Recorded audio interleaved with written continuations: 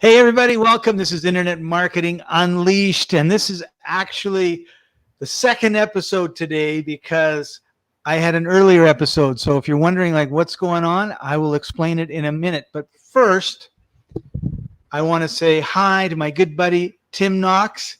Hey, Tim, welcome to the show. Hey, buddy, good to see you again. How are you? Good to see you too. I'm good. I'm great. I'm in Medellin, Colombia, and you're still in Huntsville, Alabama. You know what? I never left Huntsville, Alabama, brother. Your whole life you've been there? I was actually born and raised here. Yeah, I never left. Wow, that's amazing. That's great, actually. Yeah. For a lot of different reasons, but because so many people like myself, before I was 15, I probably had lived in 8 different cities. Had you really? Yeah, and it was that's maybe understating it, but it was.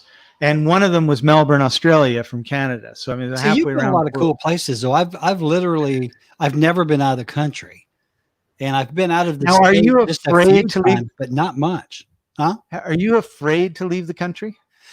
I'm not afraid. I've just never had the inclination to do so. Every time I talk to you, you're in a different country, and I'm like, why? All my stuff is here. Why would I leave? Why would you leave? The reason I asked the question was I have a friend who lives in Philadelphia, and he said, Scott, I'm terrified of leaving the country. And I go, yeah, really? My wife won't leave the country. She also won't get on a cruise ship.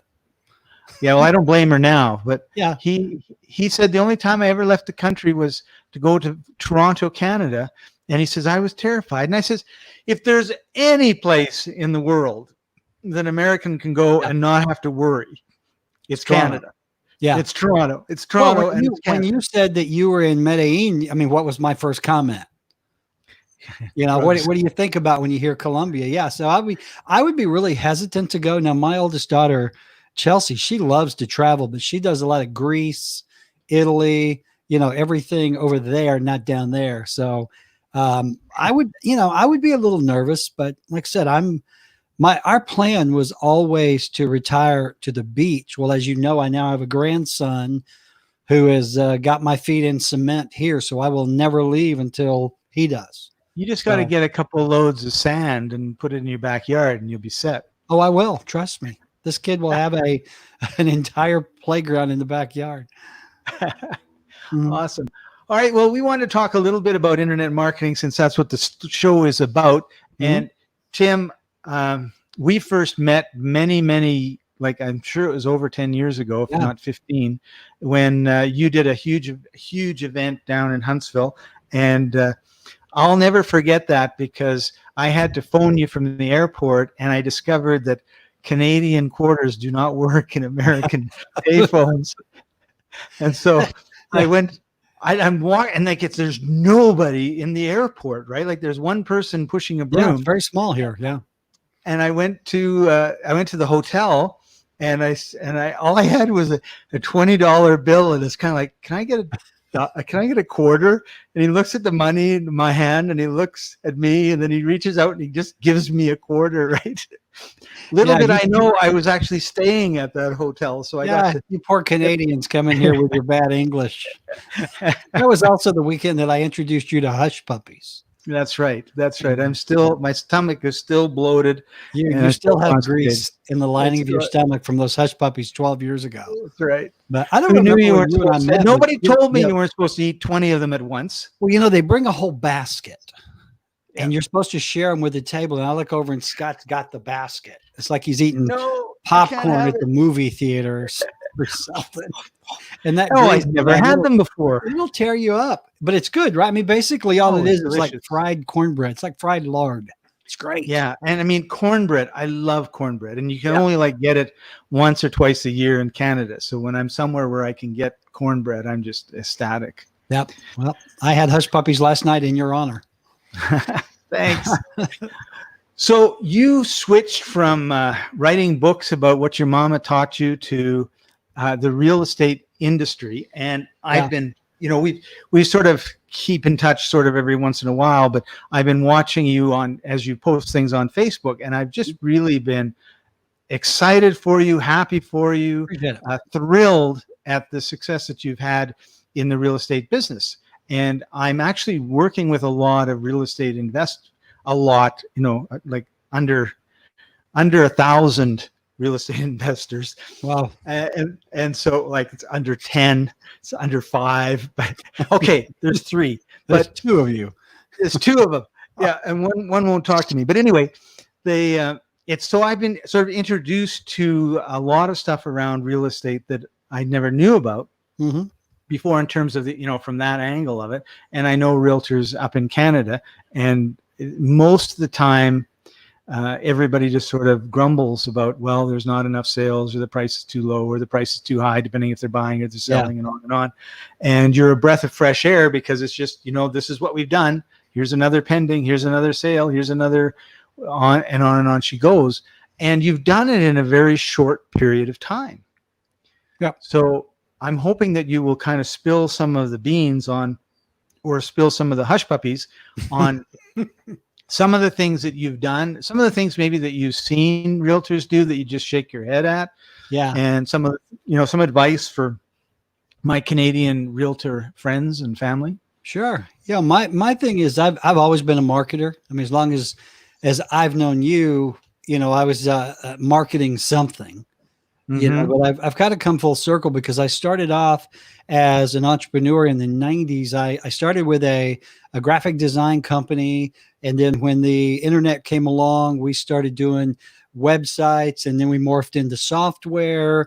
And when I retired from software, I actually got into retail.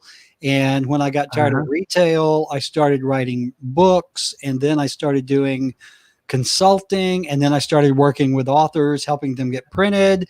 And then I retired again. And then my oldest daughter, Chelsea, who was in real estate, said, "Hey, Dad, why don't you get your real estate license and we'll start a company?" And so I did. Now, the common denominator through all of those different businesses is I was a marketing guy. I always like to say I'm like the loudest kid in the classroom. I get the most attention regardless of whether it's good or bad.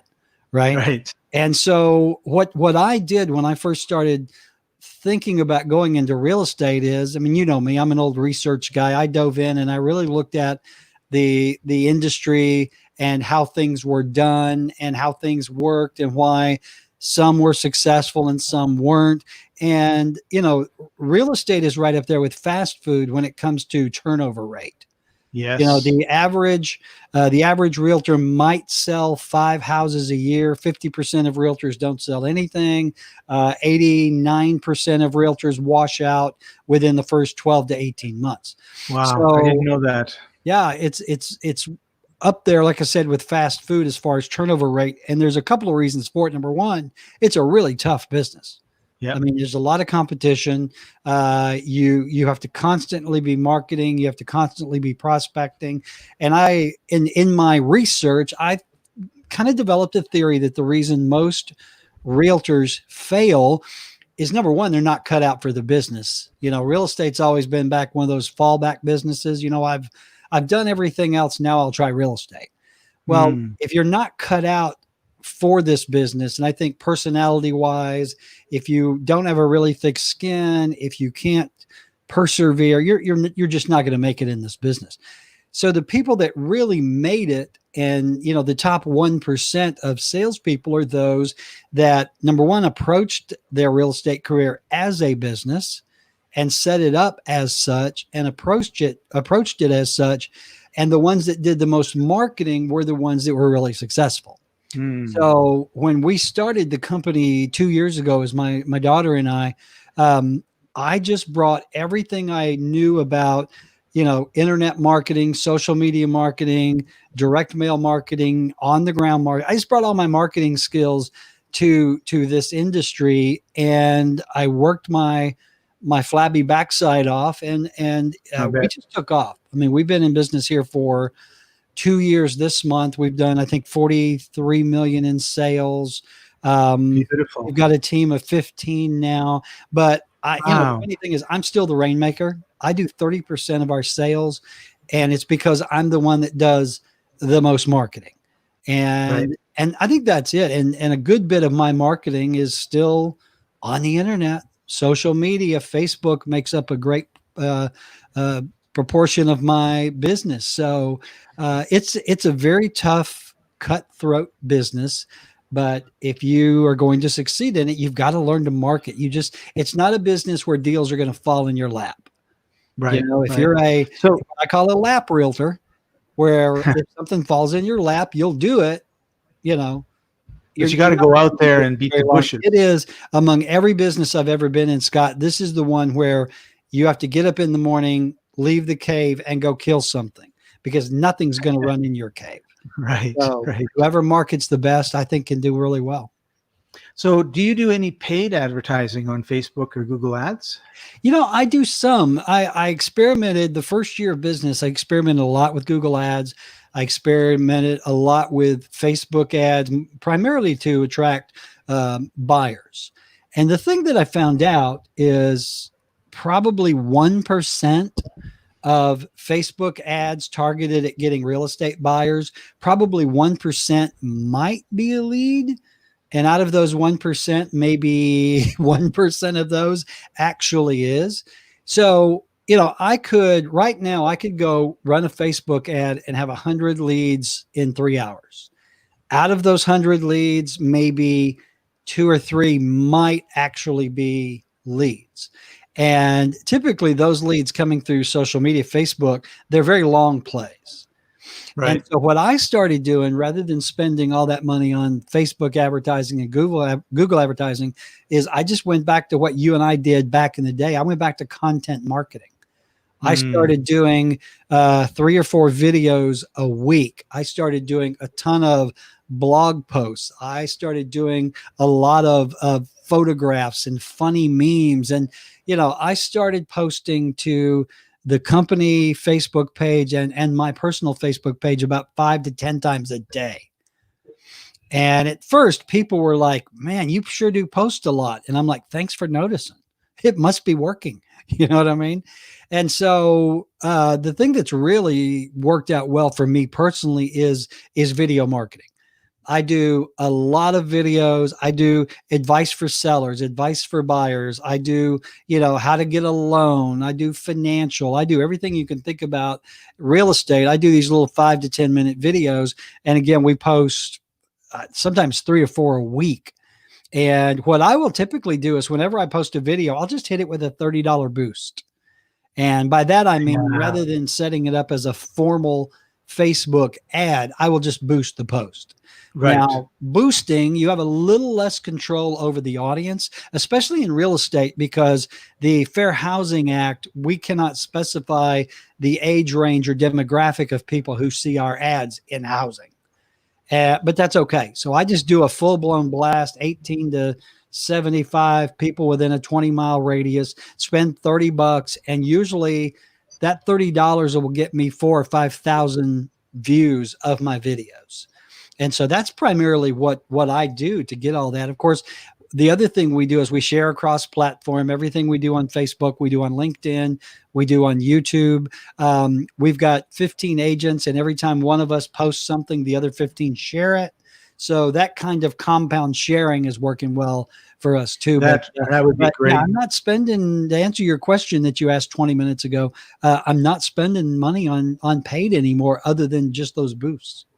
I think I was looking at those boosts for one of my clients the other day, and I thought, that would be, because he would boost the odd thing. And I think, that's certainly when you've got 10 or 20,000 people that have seen it. Like, right. I'm just thinking of, they're going to see you, they're going to see the video, they'll see 5 seconds of it or all of it. Who knows, right? They'll see some of it, but they see it on an ongoing basis. And then it's kind of like, well, honey, we want to sell the house. And well, who should, I don't know a realtor. Oh, well, this Tim guy, he keeps posting these videos. He must know Facebook guy. He must know what he's talking about. So let's check him out. Right. Yeah. Well, that's a good point, because the more people see you, my goal with all this is very rarely will somebody see one of my videos, pick up a phone and call me. So what I'm trying to do is a lot of it is branding.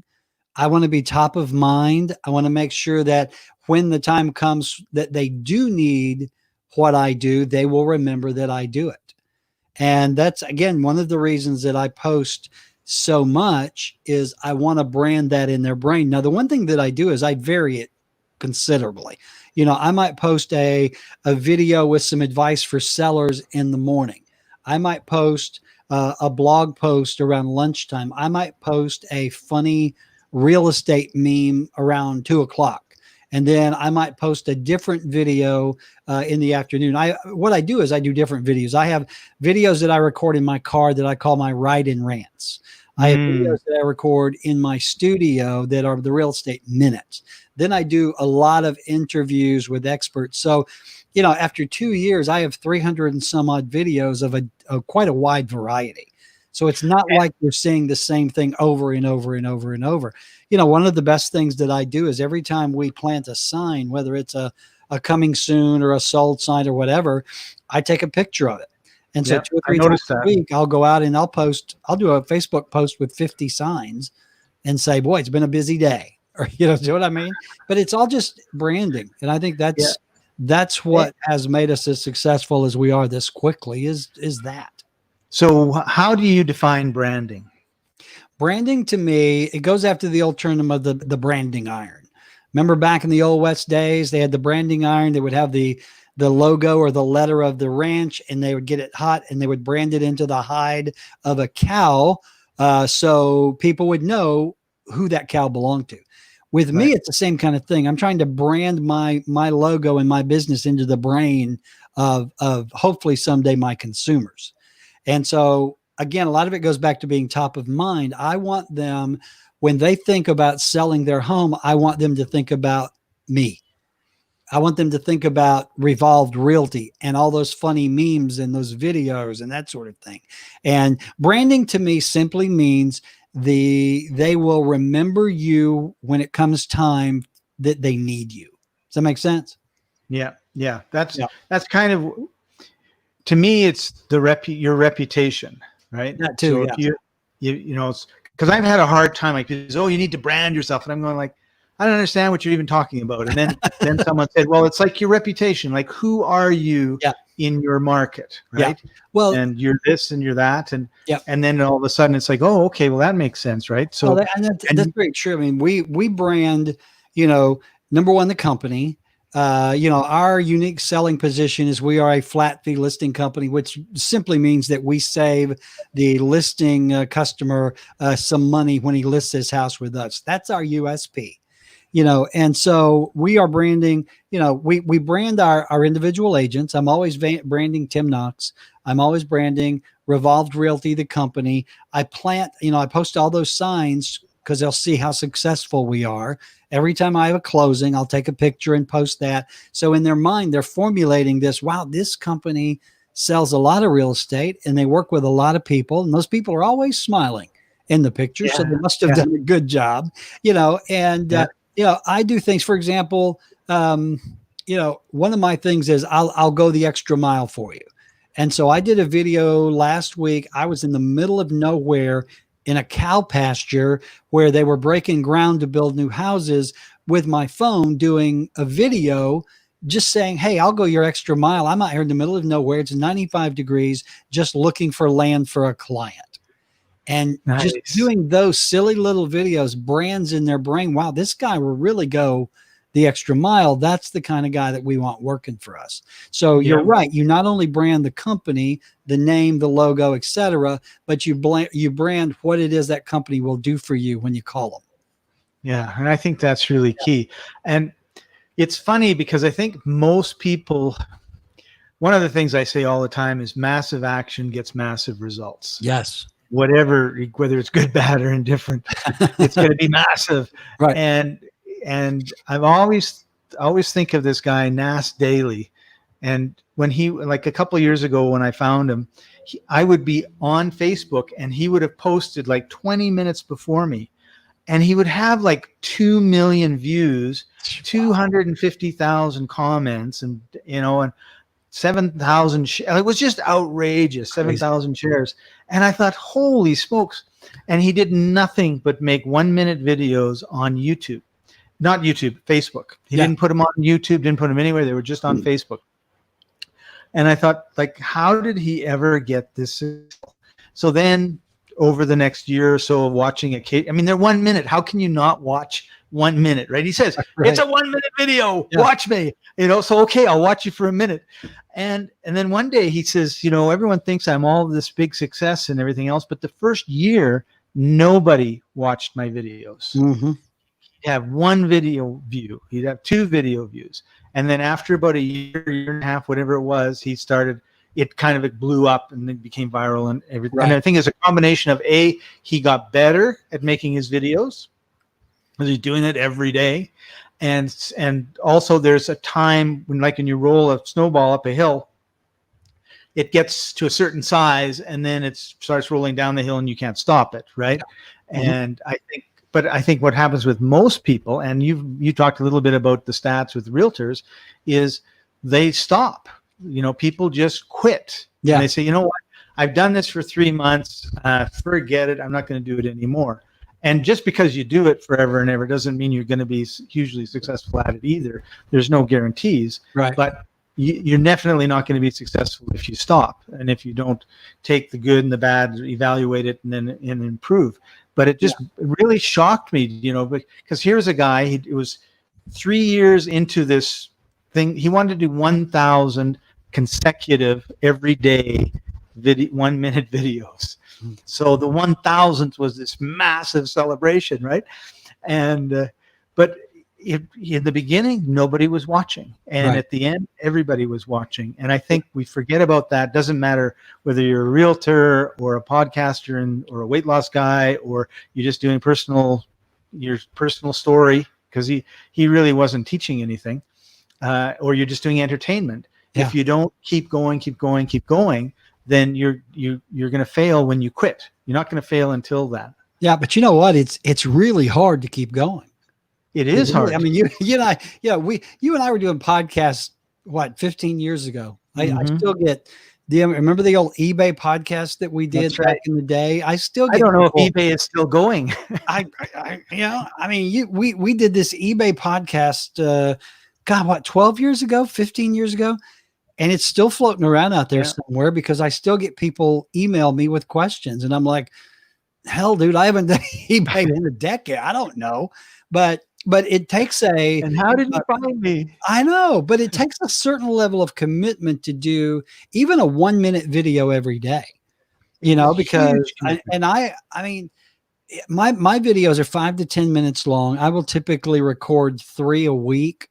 And there are some weeks when I'm like, what the heck am I going to talk about today?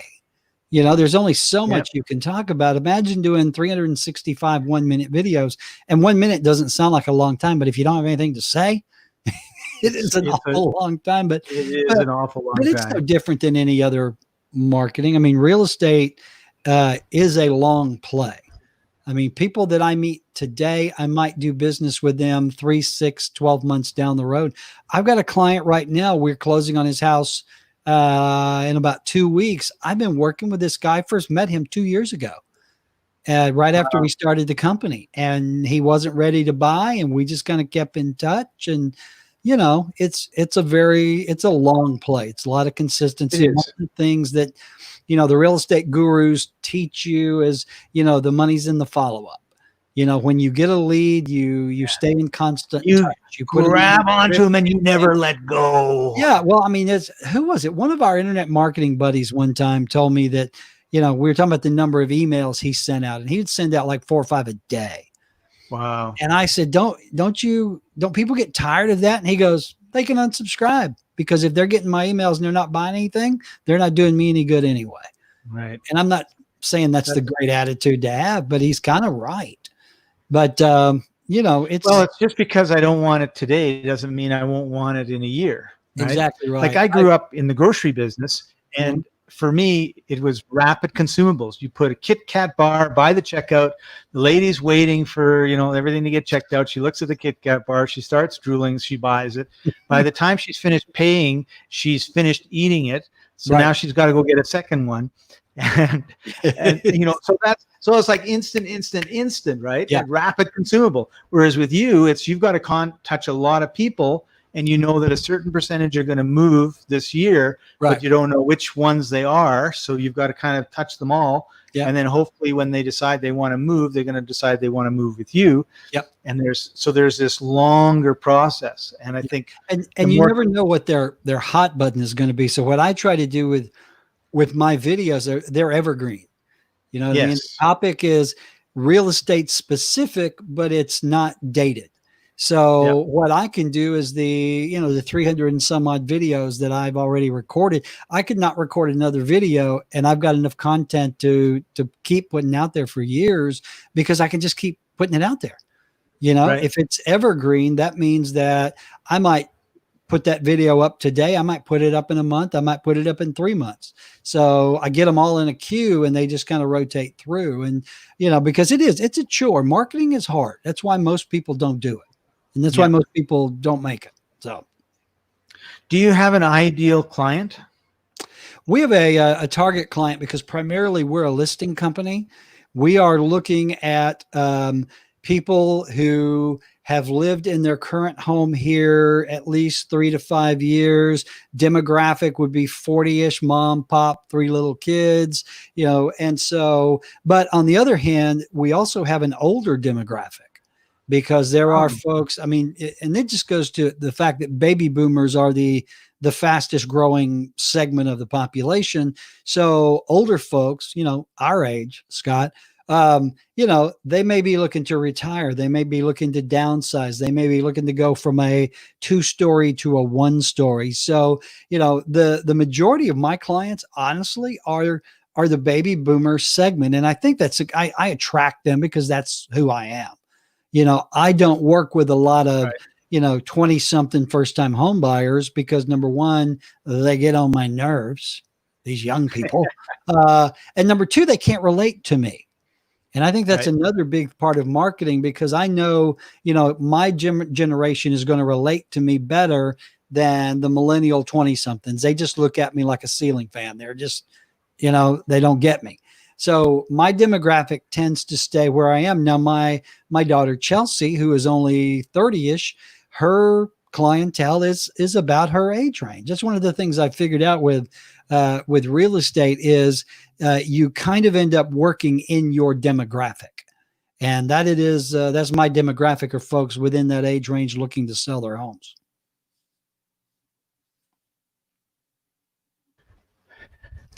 Did I lose you? There you are. I thought I lost you. You're supposed to keep talking a little bit longer. Oh, I didn't realize you were going to the restroom. You gotta. I thought you had frozen out. Yeah, but I think you hit on a really good point. There's kind of an easy way to do it and a hard way to do it. And the hard way is to do what doesn't come natural, right? Which, as you just said, is, you know what? If you're 25 and you want to buy a house, like, I don't normally connect really well with that group. Now, my daughter, I have other people that will. So you don't go around hanging out where the 25-year-olds are hanging out, trying to go, hey man, like, dude, let's bounce, or whatever, because that's not you. It's not authentic. It's not what you're about, right? Well, in business, you know, people want to do business with folks that they like, know, and trust, but also folks who are like them. Right. And so, you know, again, my demographic is not the young millennials, because they can't relate to me and I can't relate to them. You know, we form, whether it's good or bad, we form opinions of other generations, and, you know, those opinions get in the way. So, you know, it's just been my experience that I have always especially in real estate, have done business with people that are my demographic, my generation. And if I get someone who's not in my demographic or generation, I will pass them off to one of my agents who is a better fit. And it always works out that way. People like to do business with people like them. So. Right. And that's an important thing to remember when you're marketing, because if you create marketing that's not, this is who I am, and it's more, this is who I think you think I should be, then when they actually meet you, they're disappointed because you're not who they thought you were. Yeah. Well, think about, you and I were talking about our grandkids earlier. You know, I've got a new grandson that's 8 months old, and I mean, I got one that's 8 months old too. Huh? Mine's 8 months old too. Well, here's the thing. I post a lot of pictures of my grandson, Archer. And I also post a lot of picture of my dogs. I've got Murphy, I got Buddy. Now here's the thing. I'm going to appeal to grandparents who see me with my grandson, and if they ever need a realtor, who are they going to call? Are they going to call me, Right. or are they going to call some 25-year-old millennial? No. I have gotten business from a lot of dog lovers, a lot of animal lovers, because they see me on Facebook with pictures of all my dogs, and they immediately connect with me because I'm a dog lover. They're a dog lover. So, and that's one of the things that you have to remember in a business like real estate, where it is person to person. Okay. This is not your typical B2C. You know what I mean? This is person to person. This is P2P. And again, going back to the people who want to do business with people they like, know, and trust, I have gotten a ton of business from other dog lovers. I get inquiries every day from grandparents. So I'm not only connecting with them on a professional level as a realtor, I'm connecting with them as a human with common interests. Right. And, again, the young millennials, they see pictures of me and my grandson and they go, oh, look at the old fart in the kid. That's great. Let's go talk to another realtor. Demographic. So I think, and that's one of the things you've got to remember to market is you're always marketing in this business. Always. Yeah. There may not be a house behind me. I may never mention a house, but if I'm doing anything online, yes, I do have ulterior motives, and it works out very well because that is how we market. Well, and business is a form of relationship building and nurturing. Yeah. And so it's more than just, here's my house, hope you like it, give me some money. It's also, here's my life. This is my value. These are my values. These are the things that are important to me. And if they're important to you, then, hey, I might be the person that you need to talk to solve whatever it is that you need solving. Yeah, it is. Again, people want to do business with people that they have something in common with. The other thing and this is kind of I don't mean to aim this at anyone, but the one thing that I see a lot of realtors doing is they'll put a Facebook post that says, hey, the market is hot. I need houses to list. Call me. Let me buy or sell your home. You're immediately asking for the sale without giving them any kind of reason to do business with you. I've got a very good friend, John Cheplak, who's one of the top real estate coaches. And he says that to build a relationship with a client, you must put things in their emotional basket.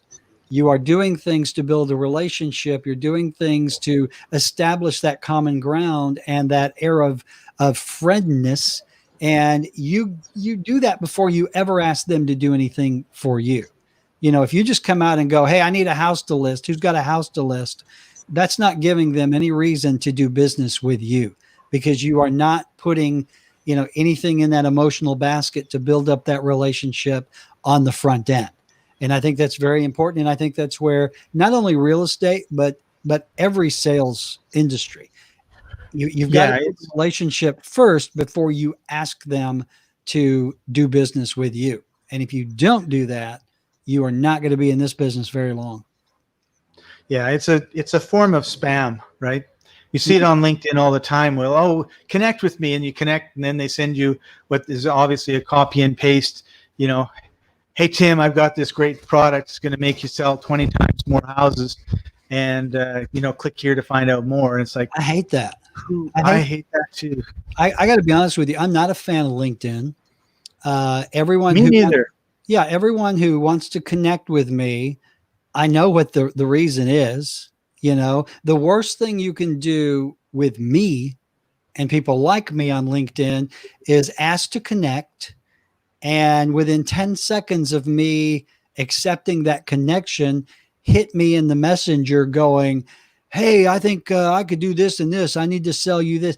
You do a sales pitch without building a relationship. And I just block the shit out of you. I delete you. I'm not going to be your friend. You know what I mean? Yeah.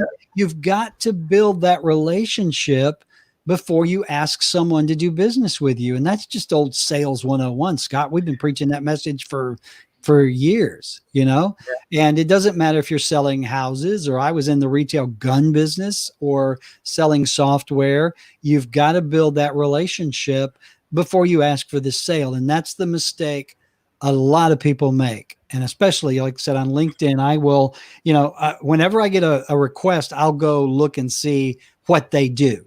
And if I see in their description, I help realtors generate leads, I'm like, we are not going to be friends, my boy. We're just not going to do it. I have different questions that I look for the answers on their profiles for, but the result is the same. It's like, no, thank you. And but that brings us right back to what you were saying about content creation and the fact that I just sold a house. I'm sorry. What are you going to do? Way to go. Right. Content. You were saying content creation. Yeah, well, you see, this is proof, right? Here we are creating content, and what happens? Yeah. Your house sells. Well, I've been negotiating a deal, actually 3 deals with realtors via text message for most of the day, and one of them just said, "We have a deal." Ka-ching. Thank you. Yeah. He was probably the one that was watching this show. Mercedes. Say again? He's the one that's watching this show. We've got one person watching right now, and that's probably that realtor. And he said, you know what? I really like Tim and his dog, so we're going to go with it. Well, I hope most realtors are out working. Watch the recording. So this kind of brings us, we got to kind of finish this off quick because I know you've got to go sign some papers now. Yeah, but good. You were talking about creating content, and the content doesn't have to be 100% related to the business, because you talk about relationships.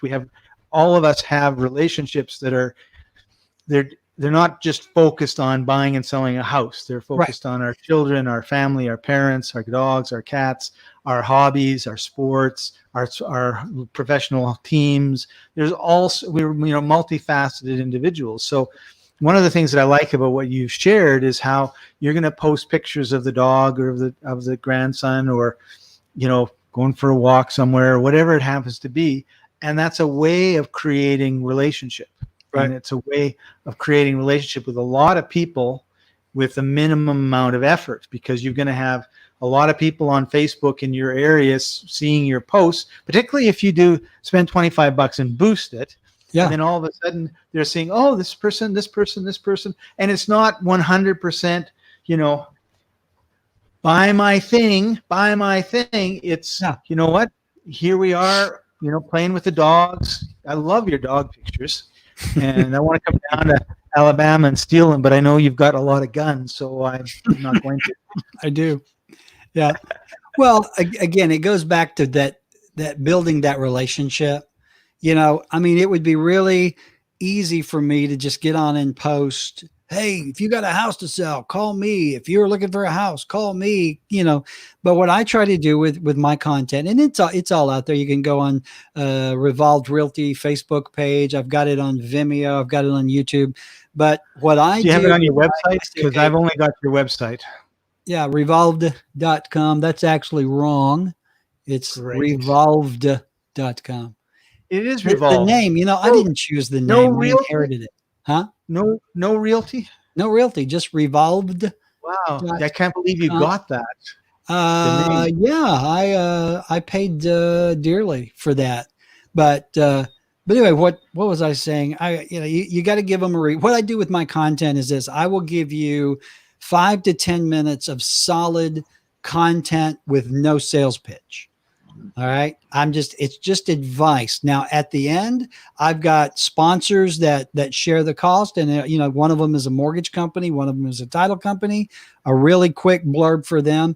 And then I say, if I can do anything for you when it comes to real estate, give me a call. That's my sales pitch.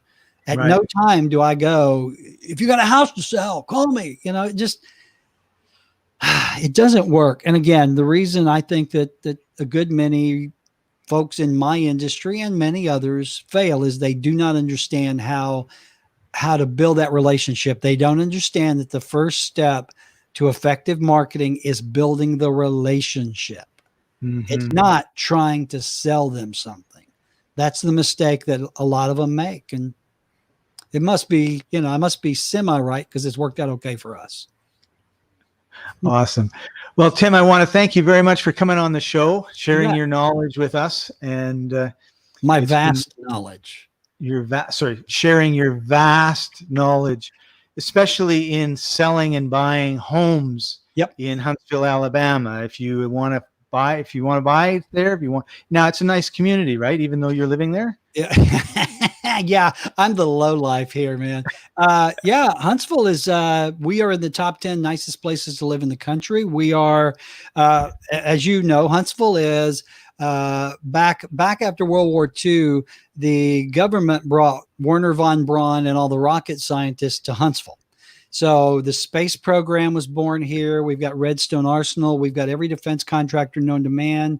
We have the third highest population of engineers and scientists in the country. Wow. We have one of the highest median incomes. I mean, Huntsville is, it's not, I don't want to say it's not Alabama, but it is not your stereotypical Southern town. It is very high tech.